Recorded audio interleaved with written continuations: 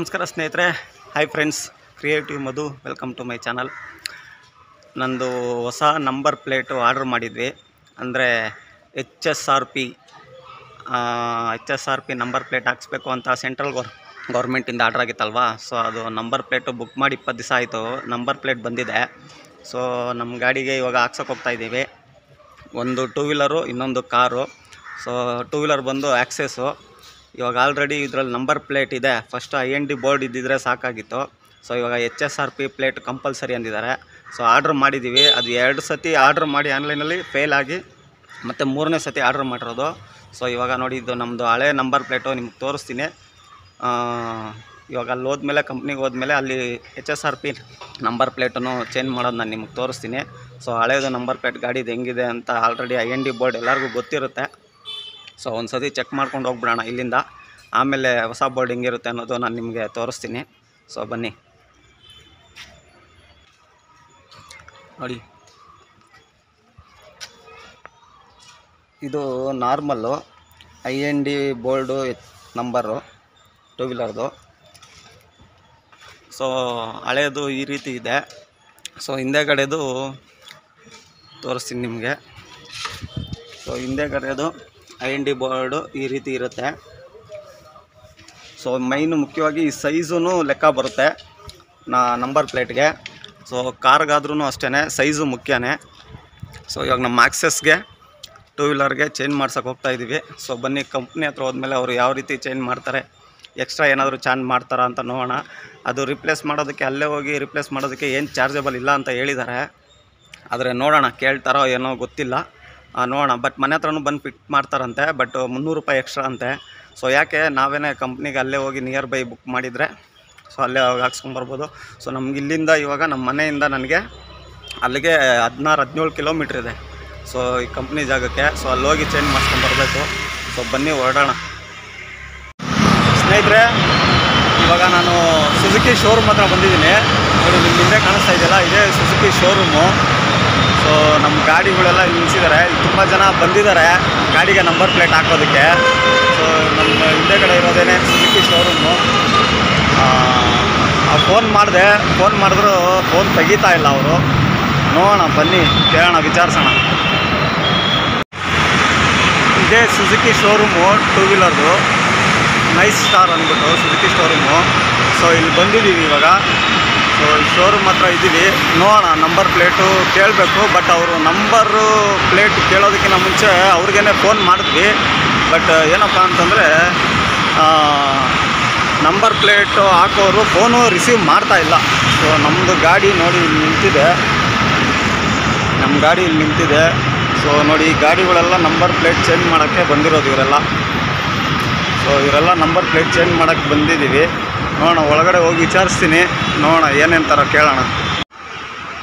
ನೋಡಿ, ಶೋರೂಮ್ ಒಳಗಡೆ ಬಂದಿದ್ದೀನಿ. ಹೊಸ ಗಾಡಿಗಳೆಲ್ಲ ಇದೆ. ಆಕ್ಸೆಸ್ ಹೊಸ ಗಾಡಿಗಳು, ಶೋರೂಮಲ್ಲಿ ಹೊಸ ಗಾಡಿಗಳಿದೆ. ಸೊ ಬನ್ನಿ, ನಂಬರ್ ಪ್ಲೇಟು ನಮ್ದು ಇಲ್ಲಿದೆ. ಸೊ ನೋಡಿ, ಇಲ್ಲೆಲ್ಲ ಹೊಸ ನಂಬರ್ ಪ್ಲೇಟ್ಗಳೆಲ್ಲ ಬಂದಿದೆ. ಆಲ್ರೆಡಿ ಇದು HSRP ಪ್ಲೇಟ್ ನಂಬರ್ ಪ್ಲೇಟ್ಗಳೇ. ಸೊ ನಮ್ಮದು ನೋಡಿ, ಇಲ್ಲಿ ಈ ಥರ ಬಂದಿದೆ ನಮ್ಮದು. ಆ್ಯಕ್ಚುಲಿ ಸ್ಕೂಟ್ರುಗಳಿಗೆಲ್ಲ ಇದೇ ಥರ ಅಂತೆ ಬರೋದು. ಸೊ ನಮ್ಮದು ಈ ರೀತಿ ಬಂದಿದೆ. ಸೊ ಇನ್ನು ಅಲ್ಲೆಲ್ಲ ಇದೆ ನಂಬರ್ ಪ್ಲೇಟ್ಸ್.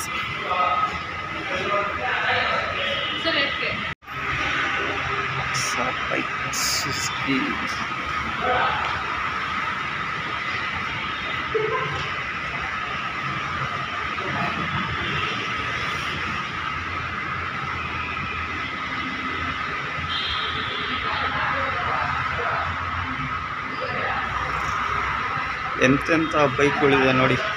ಇವೆಲ್ಲ ಏನಿದ್ರು 1 ಲಕ್ಷ, 1.5 ಲಕ್ಷ ಮೇಲಿರುತ್ತೆ ಬೈಕ್ಗಳಿವೆಲ್ಲ.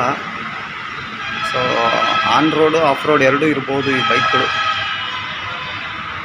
ಚೆನ್ನಾಗಿದೆ, ನೋಡೋಕ್ಕೂ ಚೆನ್ನಾಗಿದೆ. ಬಟ್ ಏನಾದರೂ ಗಾಡಿ ಆಕ್ಸಿಡೆಂಟ್ ಆದರೆ ತುಂಬ ಕಷ್ಟ. ಆಲ್ಮೋಸ್ಟ್ ಎಲ್ಲ ಫೈಬರ್ ಅಂದ್ಕೊತೀನಿ ಇದು. ಸೊ ಫೈಬರ್ ಎಲ್ಲ. ಸೊ ನಂಬರ್ ಪ್ಲೇಟು ಬಂದಿದೆ. ಸೊ ಬನ್ನಿ.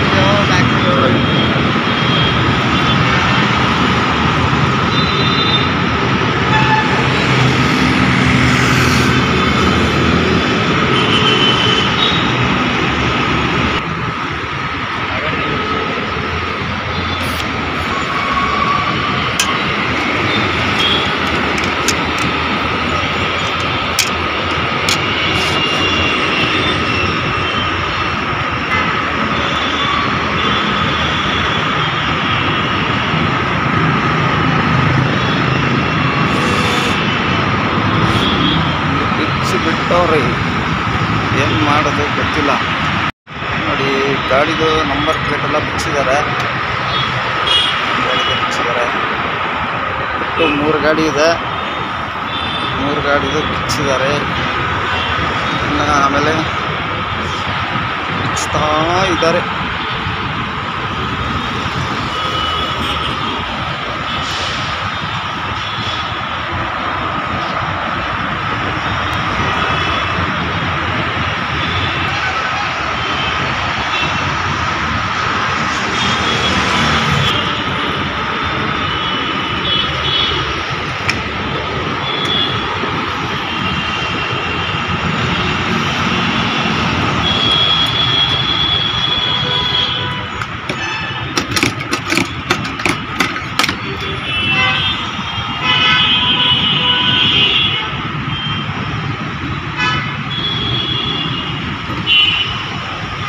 ಅದು ಪ್ಲೇಟು ಹಾಕೋಕ್ಕಾಗಲ್ವಾ ಅದು?